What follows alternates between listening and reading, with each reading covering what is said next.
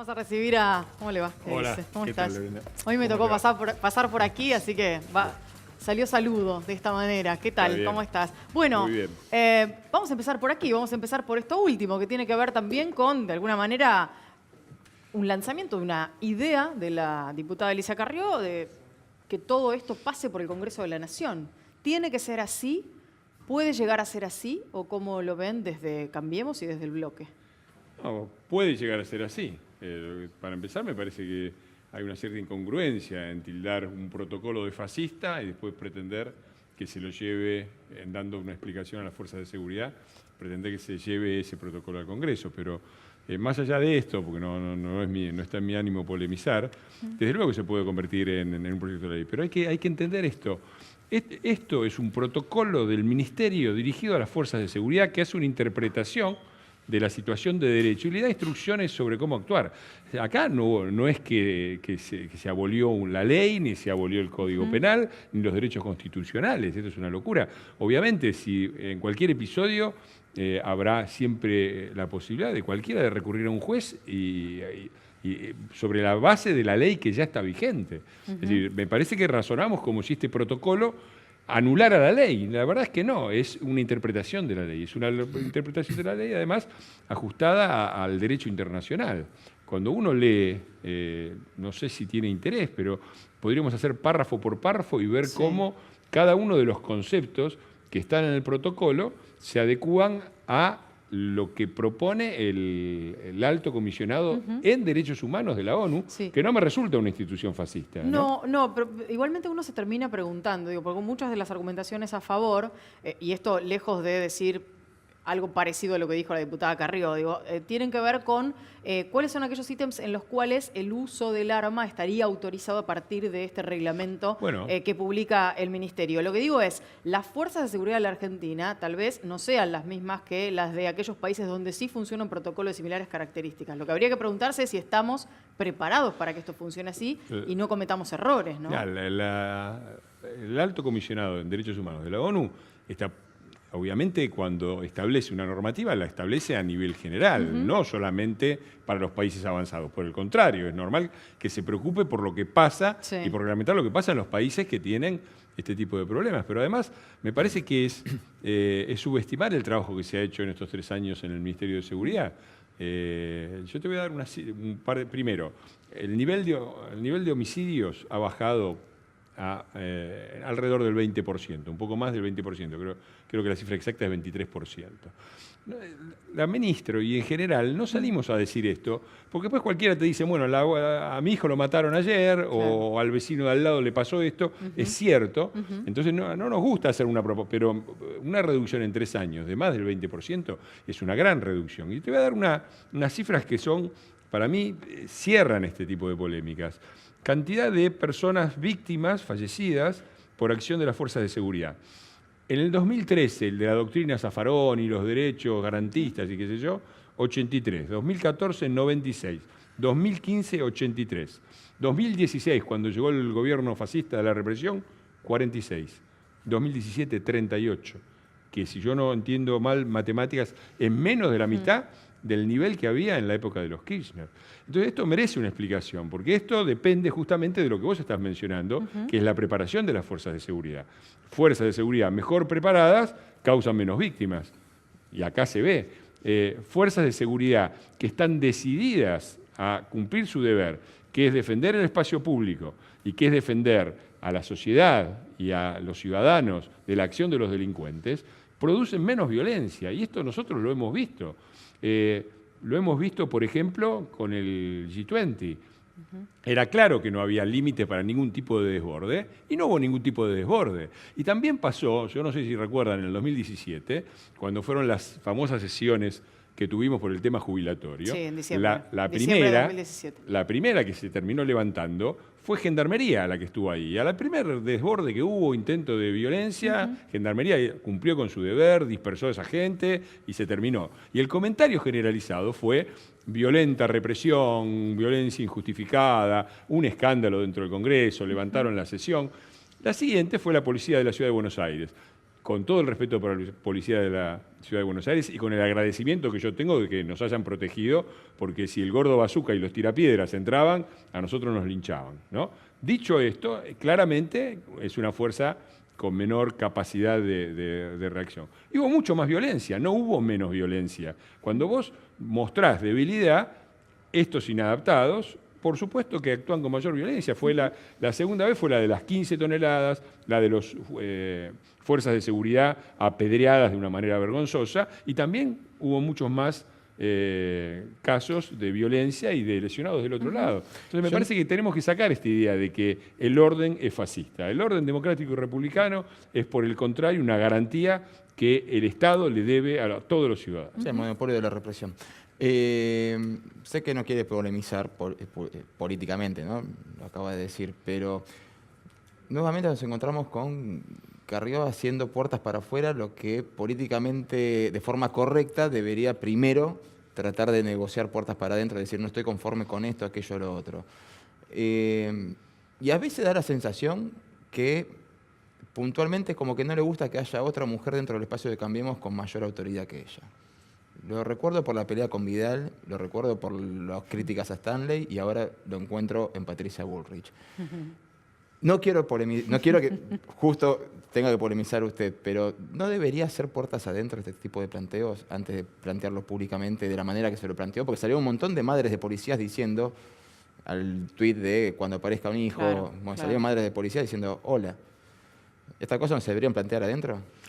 Sí, sobre todo me parece que la utilización de la palabra fascismo es absolutamente exagerada y es exactamente lo contrario. Las figuras de tipo, yo no voy a decir que Bolsonaro es un fascista, pero está claro que es un tipo autoritario, ligado al ejército, que amenaza con voy a solucionar todo acá, mano dura. Los Bolsonaro no nacen de la nada, nacen de una demanda social insatisfecha, sobre todo que viene de los sectores más desprotegidos, de los de abajo, de seguridad, que es el primero de los derechos. Es de ese descontento. En Brasil, yo vos sabés que yo estoy promoviendo la creación de una Corte Penal Latinoamericana contra el crimen organizado. Y tuve unas reuniones hace un par de meses con el ministro de Seguridad de Brasil. Y me decía, la situación en muchos casos es tremenda. Estamos hablando de más de 63.000 muertos, 63.000 homicidios por año en Brasil, de los cuales la mayoría corresponden a hechos de inseguridad ligados al crimen organizado. Digo, no se puede explicar, no es tanto la corrupción, es una opinión porque es subjetivo. Yo creo que lo que más afectó a Brasil para elegir a uno como Bolsonaro no fue tanto la corrupción y buscar un líder impoluto, que Bolsonaro no lo es, porque aparte está ahí en la Cámara del Mensalado desde hace mucho. Sino alguien que venga a poner mano dura. Es de ahí donde nacen los autoritarismos o los fascismos. Es un deber del Estado, el primero de todos, garantizar condiciones de seguridad. Si esa demanda social no es satisfecha, lo que aparecen son estos líderes que siempre van a ser fascistas. O episodios como hemos visto. Vecinos, ¿no hemos visto en los barrios más pobres los vecinos quemando el rancho de uno porque es violador o atrapando a uno y haciendo un linchamiento? Eso queremos. Yo quiero fuerzas de seguridad que tengan la posibilidad de actuar y que además prioricen lo que creo que hay que priorizar. En primer lugar, la vida del ciudadano, en segundo lugar, de las fuerzas de seguridad, y respetar todos los derechos que tiene que tener el delincuente, pero de ninguna manera esta locura de que las fuerzas de seguridad no pueden tirar hasta que les disparen. Ahora, perdón, ¿no? En caso de que vaya a parar al Poder Legislativo, ¿no? O sea, que Carrió lo lleve a la Cámara de Diputados. Lo discutiremos, para eso está el Poder Legislativo. Tendrá que ver qué ley ya existente es la que quiere modificar. Ahora, yo repito, cuando vos ves los temas más cuestionados, que son el tema de fugas, déjame que lo haga rápido, pero lo dice el acta de la ONU, que es el marco internacional. Lo de la advertencia y lo de la fuga, que es lo que dice textualmente el artículo 9, con el objeto de tener una persona que represente ese peligro para la vida, y oponga resistencia a su autoridad o para impedir su fuga. Esto no es lo que dice el protocolo, esto es lo que dice la ONU. En las circunstancias previstas en el principio 9, etc., darán una clara advertencia de su intención de emplear armas de fuego. etcétera, etcétera, salvo que al dar esa advertencia se pusiera indebidamente en peligro a los funcionarios encargados de hacer cumplir la ley. Esto dice la ONU, que son los dos creo puntos. Igualmente que la redacción es un poquito diferente, de la del protocolo hablo, respecto de la de la ONU. Dice exactamente lo mismo, Lorena. Tengo algunas dudas todavía con respecto a cómo está redactado lo de la fuga y lo de quién dice, artículo 2 dice, hiciere algún tipo de manifestación de que va a sacar un arma, Lorena, o algo parecido. Dice, artículo 2, de entrada, se hará uso de las armas de fuego cuando resulten ineficaces otros medios no violentos. Así arranca el artículo 2, para proceder a la detención de quien represente ese peligro inminente, agrega la idea de peligro inminente, no mediato, y oponga resistencia a la autoridad para impedir la fuga de quien represente ese peligro inminente y hasta lograr su detención, es decir, no más allá. Digo, al contrario, es más limitativo desde el punto de vista de la acción de las fuerzas policiales, el protocolo, que lo que dice el Alto Comisionado de Derechos Humanos de la ONU. Me parece. Si hay que discutir esto en el Congreso, lo haremos con muchísimo gusto. ¿Y hay lugar para hacerlo en extraordinarias o habrá que esperar hasta las ordinarias del año próximo? Porque digo, en este contexto en que el debate se ha puesto sobre la mesa y se ha puesto muy caliente, verdaderamente, estamos en extraordinarias, ya están los temas y los proyectos. No veo la urgencia porque, repito, esto es un protocolo de instrucciones dentro del ámbito del Ministerio de Seguridad, para las fuerzas federales, además, que no afectan nada a toda la legislación que regula esto, sigue estando donde estaba, y todas las garantías constitucionales siguen estando donde estaban, y también los acuerdos internacionales. Así que no veo la urgencia, realmente no lo veo. Avanzando un poco sobre los temas que se tratan en extraordinarias, se está por ahí dando vueltas el tema de la ley de barras y no hay dictamen todavía. ¿Va a haber dictamen? ¿Se va a poder tratar efectivamente esta intención que a simple vista parece positiva de convertir aquellas cuestiones que hoy son contravenciones en delitos, para que no veamos a los forajidos de siempre entrar y salir en un ratito nada más después de haber cometido algunos episodios de violencia como los que vimos en el intento de partido River-Boca? Está citada la reunión conjunta de legislación penal y deportes para mañana a las 9. Se iba a celebrar hoy, se atrasó la reunión y hubo que suspenderla para mañana a las 9. Yo confío en que haya dictamen, pero te digo, el Ejecutivo mandó un proyecto con este tema contra las barras bravas en el año 2016 y en el Senado, donde tienen mayoría los muchachos, durmió cajoneado. Y el otro día, que fue la primera reunión que hubo, ayer, si no recuerdo mal, para tratar el tema en esta doble comisión de legislación penal y deportes, nosotros tuvimos que garantizar el quórum. El kirchnerismo solamente se presentó con muy pocos diputados una vez que habíamos conseguido el quórum y se retiraron después de decir, ni siquiera se quedaron a escuchar. Yo di la última posición, la di yo, y apenas empecé a hablar, se levantaron. Me parece que hay una voluntad muy clara de Cambiemos del Ejecutivo, que ya mandó un proyecto en el 2016, que durmió en el Senado, que garantizó el quórum ayer y que vamos a tratar de garantizar el quórum mañana. Esperemos que salga y que pase rápidamente a sesión. Me parece que está muy bien.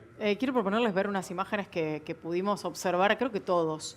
Algunas son del día de ayer y otras son de hoy, y tienen como protagonista a uno de los hombres, creo que más conocidos de las barras bravas de la Argentina, que es Rafael Diceo, que ya estuvo preso por algún otro delito cometido, que está libre, que intenta volver a tomar las riendas del asunto, aunque no puede entrar a la cancha porque tiene derecho de admisión, pero fue autorizado por la justicia a viajar a Madrid para ver la final.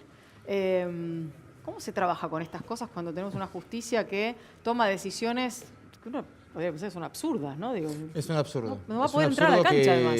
Que se envíe a una persona que para nosotros resulta tan indeseable que no se le permite el ingreso a los estadios. Sí, y además están pidiendo a la Argentina que esas mismas listas están teóricamente enviados todos estos datos, con lo cual cuando intente ingresar al Bernabéu le van a decir, señor, usted acá no puede entrar. No, hay que ver si lo dejan ingresar a España primero. También, habrá que ver eso. El gobierno la justicia es un poder independiente, tenemos que respetarlo, obviamente, es un fallo que nos parece insólito, aberrante, y el gobierno ha hecho lo que tiene que hacer. Desde el Ministerio de Seguridad se envió la lista y esperamos que la policía española no lo deje entrar a ver el partido. No es mucho, pero es lo que se puede hacer. Lamentamos el fallo, pero también nos tenemos que hacer cargo todos, es decir, los jueces se eligen por un proceso de selección que Consejo de la Magistratura, donde los elementos institucionales que toman la decisión de la designación o la remoción de un juez son el Consejo de la Magistratura, el Senado y la Presidencia de la República. Si vos por un cuarto de siglo votás delincuentes, y es difícil que después tengas jueces muy honestos. Entonces, bueno, aceptamos el fallo, aceptamos la independencia de la justicia, también tenemos nuestra opinión, y creo que hay cosas que se corrigen con el tiempo y votando bien. No digo votando un determinado partido, sino no votando delincuentes. Voy a darle la bienvenida al diputado Bruje, gracias por estar. Hola. ¿Cómo le va? Muy bien, ¿Cómo está buenas usted? noches. Bueno, Muy venimos bien. hablando de algunos temas relacionados con el accionar de diversas cuestiones dentro del Congreso de la Nación. Le quiero preguntar por el tema anterior, que tiene que ver con el protocolo o reglamento para el uso de armas letales por parte de las fuerzas federales y la posibilidad, a partir de esto que planteó la diputada Carrió, de que se trate en el Congreso. ¿Cómo lo vería usted si fuera así? Y básicamente, ante situaciones difíciles de seguridad, siempre aparecen opiniones de este tipo o medidas de este tipo que buscan tener un efecto inmediato. Y esto hay que tener mucho cuidado, primero para ver qué ejemplos se toman, porque si queremos tomar el ejemplo norteamericano, yo hace poquito estuve en Estados Unidos y estuve con fuerzas de seguridad. Ellos tienen un mecanismo en donde, en un país en donde está autorizado el uso de armas para los ciudadanos, existen situaciones de peligros importantes y por lo tanto las fuerzas de seguridad, las policías, tanto la federal como las estaduales, están capacitadas para merituar en qué momento tienen que usar el arma. Y cuando usan el arma, la usan en toda su dimensión, ¿no? O sea, están autorizados a usar lo que ellos me decían, todas las balas que tienen en su recámara. ¿Eso por qué? Por lo que dijimos recién, porque hay situación de riesgo, todos los ciudadanos norteamericanos tienen condiciones y posibilidades de estar armados con diferentes tipos de armas y ante situaciones difíciles se pueden producir estos hechos. Están muy bien capacitados para poder enfrentar esas circunstancias. No es que todos los días los policías norteamericanos están matando gente, sino que saben evaluar esa situación. Si nosotros tomamos ese parámetro y lo queremos trasladar directamente a la República Argentina, como es lo que se quiso hacer, nos encontramos con un problema. Primero, el señalar de que no todos los argentinos estamos en condiciones de portar armas, como sucede en Estados Unidos. Y segundo, el hecho de que nuestras fuerzas de seguridad tienen que estar capacitadas para merituar en esas fracciones de segundos, a veces, si va a estar en condiciones de ejercer el uso de la fuerza, que es monopólico del Estado, en eso es importante señalarlo, en el uso de la arma en estas circunstancias. ¿Y quién evalúa esa capacidad? ¿Cómo? ¿Quién puede evaluar esa bueno, capacidad? primero hay que capacitar a las fuerzas policiales para evaluar esas circunstancias, ¿no? Porque una parte de la resolución de la que estamos hablando, que sí coincido que tiene que ser por ley, no tendría que ser un reglamento, tendría que ser por ley, donde hay un debate amplio y preciso, porque hay diferentes derechos que están en juego. Eso tiene que, obviamente, tener una capacitación en donde se determine en qué circunstancia. En una de las partes de la resolución, decía recién, dice cuando exista una situación de hecho en donde se presuma que pueda estar por extraer un arma, ¿no? O sea, eso es un hecho, es una suspicacia muy grande y va a depender mucho de la subjetividad del policía para determinar si en ese momento metió la mano para sacar un caramelo o para sacar la identificación o para sacar la billetera y en ese momento él pensó que estaba sacando un arma, ¿no? O sea, es un debate importante que nos tenemos que dar. Yo creo que sí que efectivamente esto tiene que ser por ley y que tenemos que tener todos los elementos para poder evaluar en qué condiciones están nuestras fuerzas de seguridad, cuál es la situación y cómo pueden utilizar esa arma. Porque, cuidado, el error en el uso de la arma involucra al Estado también, porque, como dijimos recién, el Estado es el que tiene el monopolio del manejo de la seguridad y el manejo de las armas. Bueno, vamos a avanzar con otros temas, porque recién veníamos avanzando también con cuestiones que tienen que ver con las extraordinarias y con la ley de barras. Recién veíamos a Rafael Diceo. Digo, en ese punto, ¿van a coincidir con el proyecto enviado por el Ejecutivo para...? Yo tengo presentado un proyecto propio que lo ha hecho suyo ahora el Interbloque Argentina Federal y también hemos coincidido con el Frente Renovador, en donde trabajamos mucho el concepto de prevención. A ver, ¿cómo se resolvió el tema en otras partes? O sea, siempre por ahí digo yo, no vamos a inventar la pólvora si la pólvora ya está inventada en otro lugar y ha sido exitoso. En Europa, ¿cómo se pudo erradicar en gran parte la violencia? En el fútbol, y de hecho, hoy ustedes ven en cualquier estadio europeo que no hay ni alambrado, ni fosa, ni nada. O sea, el espectador está al alcance de la mano en la cancha. Es porque se hace responsable a los clubes y se hace responsable a las ligas. A ver, si existe un barra brava es porque alguien le dio ese carácter y ese alguien es el club. Entonces, ¿qué planteamos nosotros? Primero, la responsabilidad de los clubes. Aquellos clubes que están siendo, no están tomando las debidas diligencias en lo que hace al control de sus asociados, en lo que hace a los sistemas de seguridad, en la coordinación con las fuerzas de seguridad para que evitar situaciones de violencia, tienen que tener responsabilidad. Y esa responsabilidad puede ser hasta el punto de cancelarle la inscripción como persona jurídica. Si a un club se le cancela la inscripción como persona jurídica, no puede jugar, no puede participar más en las ligas correspondientes. Hay que animarse a hacerlo. Bueno, pero en Europa lo hicieron con la en Italia lo hicieron con la Juventus. Nada más ni nada menos que con la Juventus. Y lo mandaron a jugar a la primera vez. A partir de ahí, el club, toda la ficción, que esto es importante, la mayoría de los que van a un estadio van a disfrutar del fútbol, van a disfrutar de su equipo y por lo tanto no quieren a los violentos. Pero muchos de los especialistas que consultamos sobre el tema dicen que a diferencia de otros países del mundo, en la Argentina los barra bravas están vinculados con la política. Bueno, pero es una cuestión que hay que empezar a dilucidar. Hay otra cosa importante, cada club tiene que tener su código de conducta del hincha. En Córdoba se está aplicando en el Club Atlético Talleres este código y ha logrado suspender y expulsar la afiliación de muchos de los simpatizantes que no han hecho el control. Hay que activar el control social. Veo si no activamos el control social, lo seguimos. Dos comentarios breves. Sí. La Juventus descendió por un caso de soborno, no por un caso de violencia. Segundo, la explicación que da el diputado con respecto al entrenamiento de las fuerzas de seguridad es muy buena y es una buena razón para contestarle a los que nos dicen por qué no hicieron esto del protocolo desde el principio. Quizás durante estos 3 años ha habido en el Ministerio de Seguridad toda una serie de iniciativas, las ha habido, se ha reformado la carrera, se han aumentado los plazos de preparación esa es una buena razón utilizar 3 años para mejorar la preparación y para salir.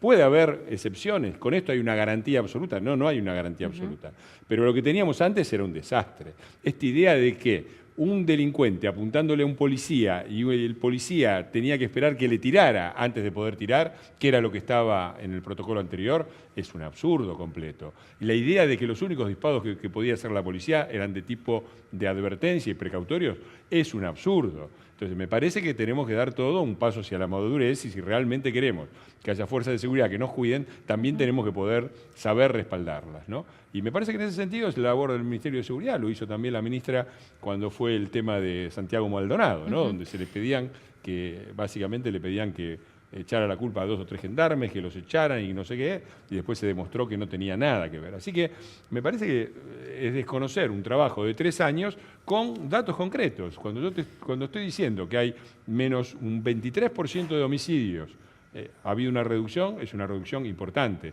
Cuando digo que la cantidad de víctimas por la acción policial ha bajado del 2015 hasta ahora a menos de la mitad, me parece que son resultados que merecen un cierto respeto. Les voy a cambiar un instante de tema. Les propongo compartir algo que hoy trascendió y creo que cobró importancia en todos los medios porque fue una frase de un nivel de, ¿cómo decirlo?, de sinceridad poco visto en la política. Vamos a escuchar lo que decía Emilio Monzó, reelecto nuevamente como titular de la Cámara de Diputados. Me siento orgulloso como político y creo que esto ha sido destacado y es lo que me esfuerzo por hacer día a día. Reivindico la rosca,